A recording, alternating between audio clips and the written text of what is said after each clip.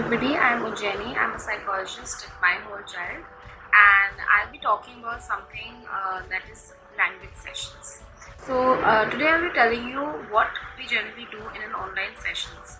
Of course, parents generally come with the worry that how is my child going to perform when it's an online session? My child refuses to perform when it's a school class. How will they sit through a session where the teacher is away or behind a screen? So now, while I do the language sessions, the most important thing that I keep in mind is the medium that I use. So play is generally a medium that is used in all language and communication sessions that we do online. Now, parents again do wonder that how will you use play in a virtual medium. So most of the time, we see that kids prefer screen time. They don't like toys. They prefer watching the things on screen. So I use a lot of screen when I do the sessions, because as you know that the child is anyhow sitting in front of a screen. Now how can you use that time productively? So idea is in the language session that we don't generally let the child watch the show passively. We allow them to watch it once they do something meaningful. So for example, I've given them a task of labeling things that are around them in the room that are of yellow color, and they do so, then they get a rhyme, that shows them a recipe.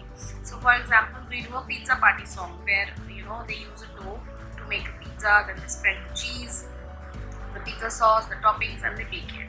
So if you see, there are steps involved and you have to pay attention, because I make sure that after the rhyme I ask them, let's draw what we saw in the rhyme, let's use the colors that were there in the rhyme. Or for very young kids, we do the actions. So let's knead the dough with our hand, let's spread the pizza sauce, let's chop vegetables and put on the pizza. So if you see, according to the ages, I use one single rhyme during one session where we do different items to it. So for a very young kid who watches, who's not speaking yet, we do the activities based on pretend play. Let's draw what was the first step. Okay, what were the things? So for an even older kid, you say, okay, let's name all the things we need to make a pizza. What are the steps involved? Let's put it sequentially. Let's talk about the flavors that you would want to put on the pizza. Let's imagine the shape of a half-cut capsicum or a half-cut tomato. What shape is a whole-cut tomato? So keeping in mind all these information, the child learns to build content for talking. So it is not important that your child is physically present in front of me or a language therapist when I do my online sessions, but I make sure that you use the mediums that the child enjoy. Also giving them a lot of opportunity to do sensory play.